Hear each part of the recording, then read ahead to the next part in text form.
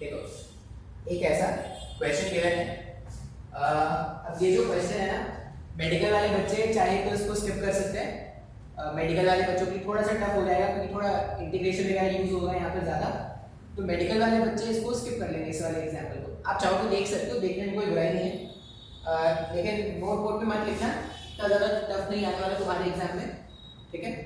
अच्छा ये अगर मैं ऐसा बोलता हूँ ना कि मेडिकल वाले स्किप कर लेना, तो जेई वाले सोचेंगे यार अपने को कितना ज़्यादा पढ़ाते हैं यार, ये अपने को कितना ज़्यादा पढ़ना पड़ता है। ऐसा नहीं है, तुम फिजिक्स में तुम्हारे जैसे जेई वालों को फिजिक्स में जो कॉम्प्लेक्सिटी है वो बायो में होगा, जैसा भी होगा, ठीक है। लेकिन फिजिक्स के पॉइंट ऑफ व्यू से अगर आप तुम सोचोगे ना तो जेई का फिजिक्स थोड़ा डिफिकल्ट होता है, लेकिन तुमको एक एक्स्ट्रा एज मिलता है कि तुमको मैथ्स आता है। अगर तुमको मैथ्स आता है तो तुम्हारे लिए फिजिक्स क्या होना चाहिए, फिजिक्स का जो कैलकुलेशन पार्ट होगा वो तुमको तकलीफ नहीं देता होगा, ठीक है। तो ऐसा नहीं सोचना कि भाई किसी के लिए फिजिक्स आसान है, किसी के लिए फिजिक्स मुश्किल है। तो मैथ्स वाले स्टूडेंट हो तो तुम्हारे लिए ये सब जो क्वेश्चन होगा, अगर एक बार कंसेप्ट सीख जाओगे ना तो तुमको कोई मुश्किल नहीं होना चाहिए, ठीक है। कोई देखते हैं अब क्वेश्चन कैसा है। एक चार्ज रिंग है, ठीक है, एक चार्ज रिंग है। मान लो उसमें जो चार्ज है वो कितना है, कैपिटल Q का charge is evenly distributed in this ring. अब इस रिंग से क्या है, इस रिंग के सेंटर से, इस रिंग के सेंटर से मैंने क्या कर दिया है, एक L लेंथ का रॉड रख दिया है जिसका चार्ज डेंसिटी कितना है, लैम्डा है। मतलब इसमें इस पूरे में चार्ज कितना है, Q1 का चार्ज है, और इस रॉड में L लेंथ का रॉड है जिसका चार्ज डेंसिटी है लैम्डा।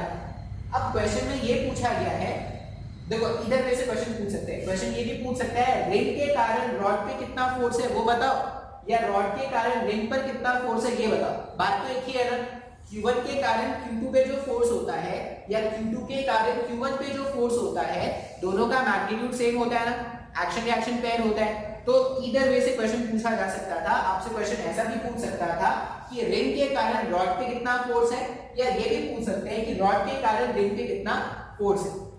अब यहां पर अगर देखोगे तो क्वेश्चन का अप्रोच, पहले तो कोशिश करते हैं कि क्वेश्चन में क्या कॉम्प्लेक्सिटी है, कैसे इसको हैंडल करना है। रॉड के कारण ये जो रॉड है, ये जो रॉड है, रॉड के कारण फील्ड निकालना आता है क्या अपने को, हाँ सर आता है। अगर एक रॉड है तो रॉड के कारण फील्ड निकालना आता है। अब रॉड के कारण जो फील्ड होता है, मान लो मैं बोलूं कि इस रॉड के कारण, इस रॉड के कारण मुझे क्या करना है, यहां पर फील्ड जानना है। ध्यान से देखना, इस रॉड के कारण अगर मुझे यहाँ पे फील्ड जानना है तो क्या होगा, फील्ड का एक कंपोनेंट इधर होगा, फील्ड का एक कंपोनेंट इधर होगा, पैरेलल कंपोनेंट भी होगा, हॉरिजॉन्टल कंपोनेंट भी होगा। अब मान लो इसी रॉड के कारण, इसी रॉड के कारण मैं यहाँ कहीं पर देखता तो यहाँ पे भी पैरेलल होगा, यहाँ पे भी परपेंडिकुलर कंपोनेंट होगा। अब अगर मैं बोलूं कि मैं रॉड के कारण क्या करते हैं, रॉड के कारण जो फील्ड है उसमें यहां पर एक टेस्ट चार्ज ले लो। अभी टेस्ट चार्ज कैसे लेंगे, यहां पर ये जो रिंग है, अगर मैं रिंग के चार्जेस को तोड़ना स्टार्ट करूं, मान लो मैं बोल रहा हूं कि मेरे पास फॉर्मूला क्या है, हम जानते हैं फोर्स। अगर मुझे फोर्स कैलकुलेट करना है तो फोर्स मेरे पास ये होता है, force equals to Q times of electric field, यही तो मेरे पास फॉर्मूला है ना। अच्छा ये जो फॉर्मूला है ये तो टेस्ट चार्ज के लिए है। अगर एक टेस्ट चार्ज रखा हुआ है पॉइंट मास का, अगर एक पॉइंट चार्ज रखा हुआ है जिसका मैग्नीट्यूड Q है, और मुझे अगर इलेक्ट्रिक फील्ड पता है तो मैं फोर्स को क्या लिखता हूं, Q into E लिखता हूं क्या।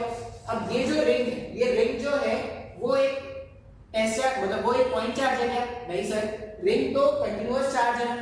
तो अगर मुझे क्वेश्चन सॉल्व करने के लिए ये फॉर्मूला यूज करना होता तो इसको बहुत सारे पॉइंट चार्जेस में तोड़ना होता ना। पॉइंट चार्जेस मतलब छोटे छोटे चार्जेस में इसको तोड़ना होगा। अब छोटे छोटे इनफिनाइट चार्जेस में तोड़ के हम क्या करते हैं, एक इंडिविजुअल चार्ज पर, मान लो यहाँ पर एक इंडिविजुअल चार्ज है dq, यहाँ पर एक इंडिविजुअल चार्ज आया dq, तो इस dq पे पहले क्या करेंगे, फोर्स कैलकुलेट करेंगे। अब dq पे फोर्स कैलकुलेट करने के बाद इंटीग्रेट कर देंगे तो आंसर आ जाएगा। लेकिन यहाँ पर अगर तुम देखोगे ना तो इस dq पे जो फोर्स है वो इधर है और इधर है, इस dq में जो फोर्स है वो इधर होगा और इधर होगा, मतलब डायरेक्शन चेंज होता जा रहा है। फील्ड हमें क्या करना है, फोर्स को वेक्टरली ऐड करना है। अगर फोर्स को वेक्टरली ऐड करना है मतलब तुमको डायरेक्शंस का भी ख्याल रखना पड़ेगा ना। अब तुमको डायग्राम इमेजिन करना पड़ेगा। कैसा है, एक रिंग है, रिंग ऐसे रखा हुआ है, ऐसे एक रिंग रखा हुआ है, और इसके एक्सिस में मैंने बोला कि इसके एक्सिस में यहाँ पर एक रॉड ऐसे रखा हुआ है।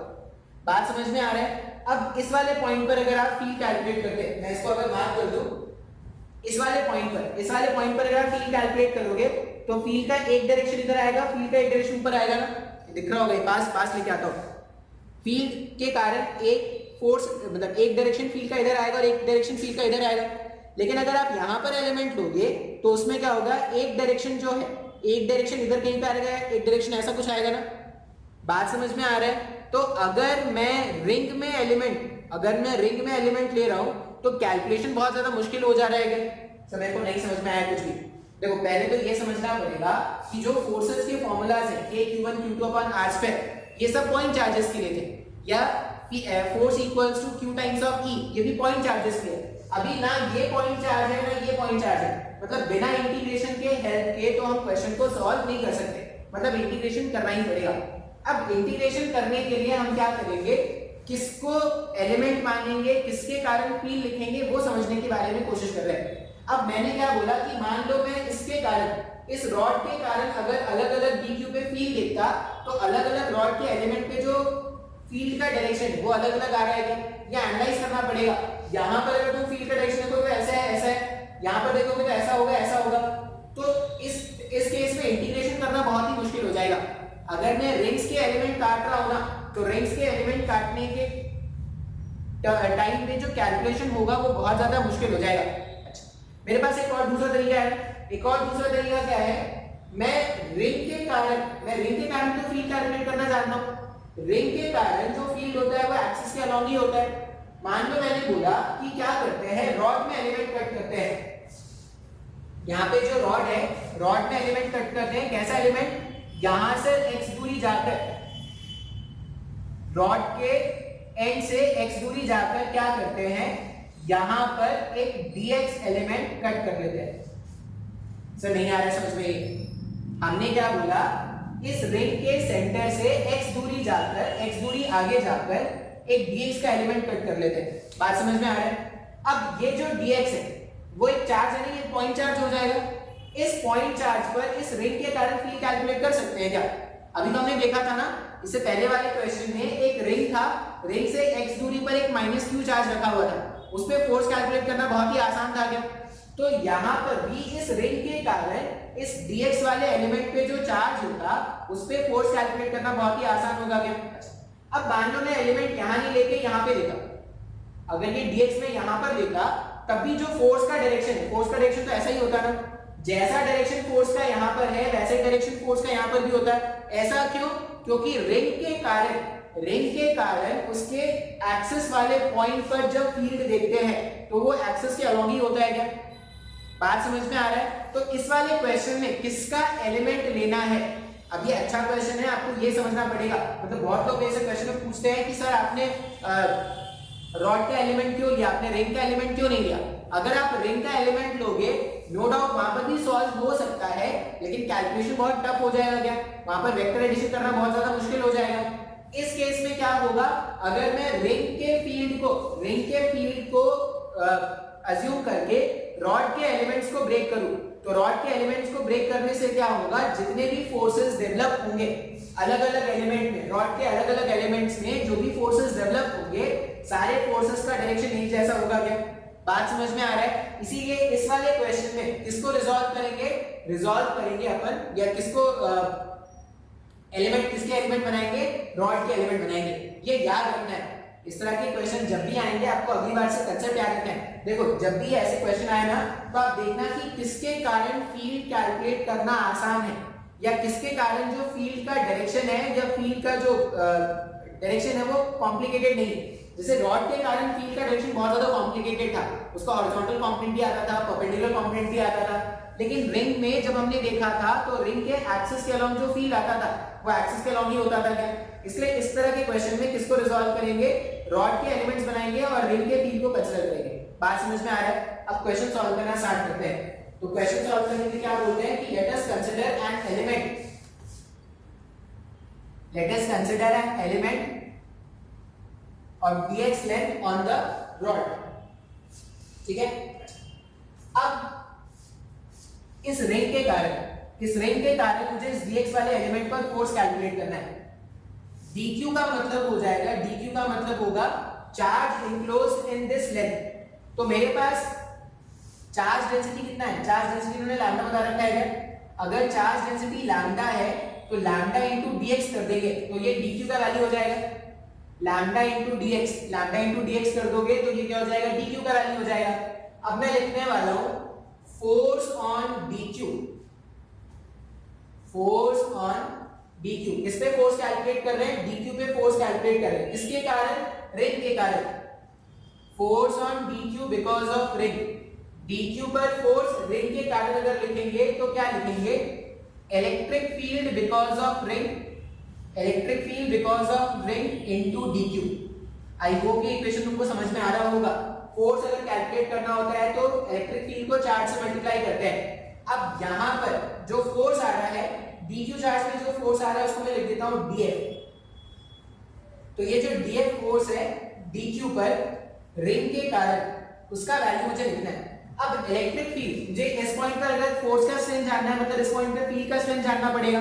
फील्ड का स्ट्रेंथ क्या होता है, x दूरी पर रिंग के कारण जो फील्ड होता है उसका वैल्यू होता है k q x r square plus x square to the power 3/2। देखो मुझे पता है ये क्वेश्चन थोड़ा मुश्किल है लेकिन आपको समझना है, एक बार ये कंसेप्ट आप समझ जाओगे ना कि इसको क्यों रिजॉल्व कर रहे हैं, इसको डॉट को क्यों रिजॉल्व कर रहे हैं, इसको क्यों नहीं रिजॉल्व किया था, तो आपको खुद ब खुद समझ में आना स्टार्ट हो जाएगा। ठीक है, तो जो भी सोचना है बस वहीं पे सोचना होगा, उसका तो इंटीग्रेशन ही करना है।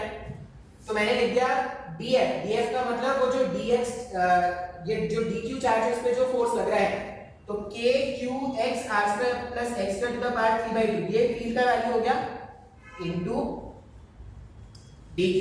बात समझ में आया क्या, हाँ या ना, इलेक्ट्रिक फील्ड इनटू चार्ज। अब dq के प्लेस में क्या रख सकते हैं, तो dq के प्लेस में रख देते हैं लैम्डा इनटू dx। कहां लिखते हैं, इसको रब कर देते हैं ऊपर से,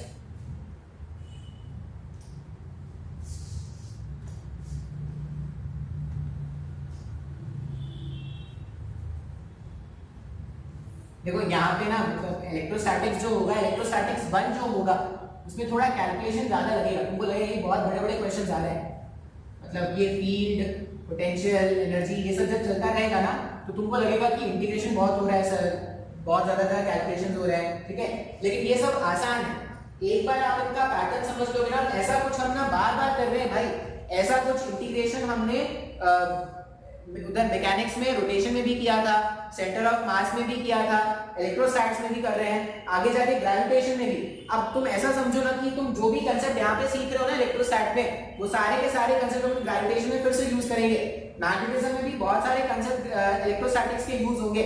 तो इसमें टाइम लगाओ, इसमें अगर इलेक्ट्रोस्टैटिक वाले चैप्टर में टाइम अगर लगता है तो लगाओ, क्यों, क्योंकि एक तो इसमें से क्वेश्चन भी बहुत ज्यादा आता है, और ये क्या करेगा अगर तुमने यहाँ पर कंसेप्ट सीख लिया ना तो यहाँ के जो कंसेप्ट है वो तुमको आगे दो और चैप्टर्स में काम आएंगे, ग्रेविटेशन में और मैग्नेटिज्म में। ठीक है, अब यहाँ पर अगर मैं फोर्स को लिख दूं, इसको df ही रहने देते हैं, ये df क्या है, dq रिंग के कारण है, तो df हो जाएगा k q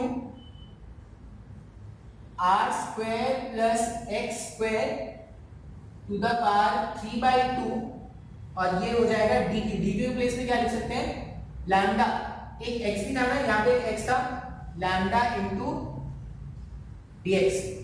सब मेरे को नहीं समझ में आया, मैंने dq के प्लेस में लैम्डा dx रख दिया और ये x जो था वो अलग से रख दिया।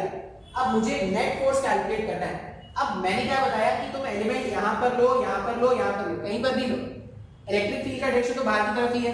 अगर इलेक्ट्रिक फील्ड का डायरेक्शन बाहर है, अगर ये जो इलेक्ट्रिक फील्ड है, इलेक्ट्रिक फील्ड का डायरेक्शन बाहर की तरफ है, इसका मतलब जितने भी फोर्सेस बनेंगे सब तो नॉर्मल एडिशन होने वाले हैं, क्योंकि सबका फोर्स का डायरेक्शन एक जैसा है। इसका मतलब मैं सिंपल इंटीग्रेशन कर सकता हूं क्या, मुझे कोई रिजॉल्व करने की जरूरत नहीं पड़ेगी।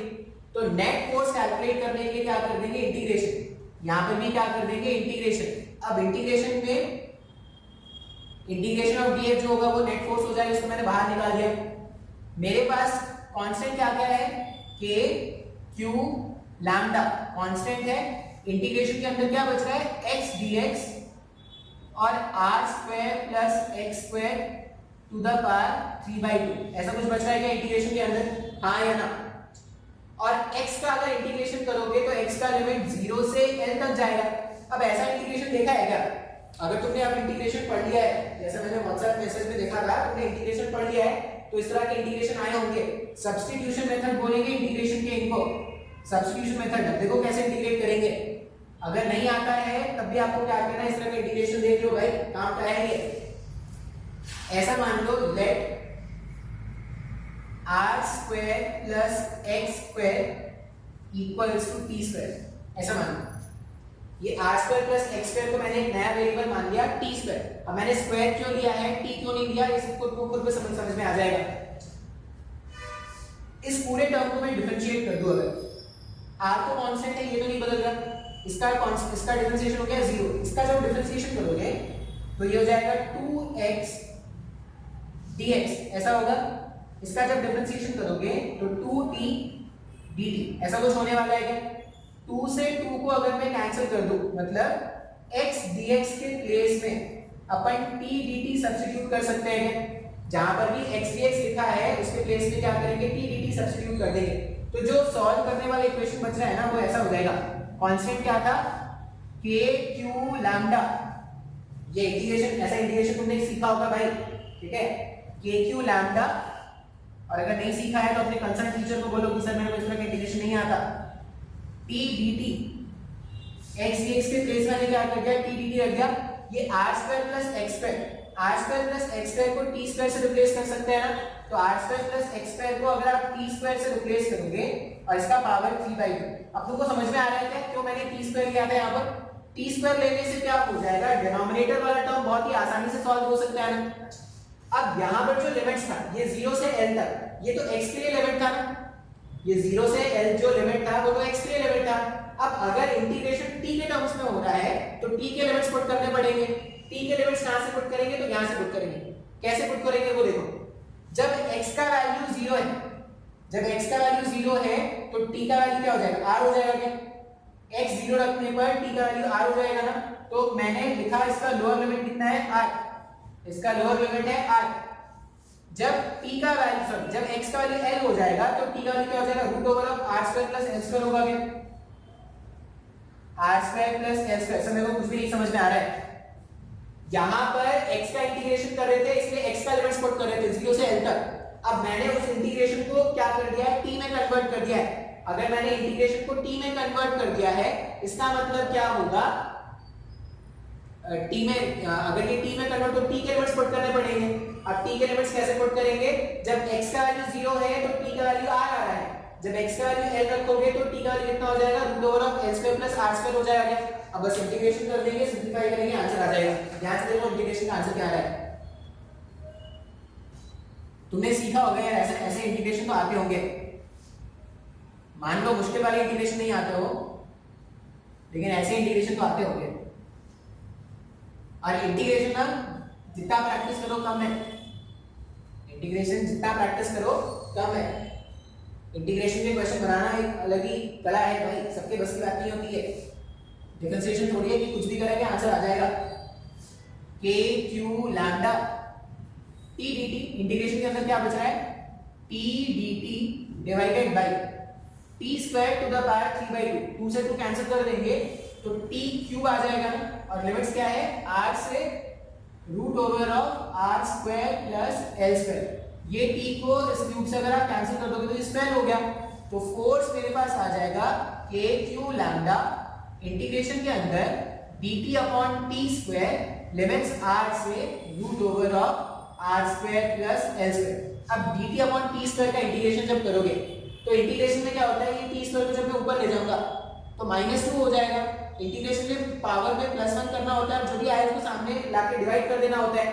तो ऐसा लिखेंगे क्या, force equals to k q lambda -2 +1, -1 हो जाएगा तो -1 लाके मैंने डिवाइड कर दिया।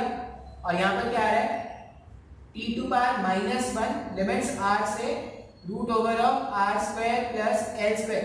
t टू पावर -1 को क्या लिख सकते हैं, t टू पावर -1 को अपन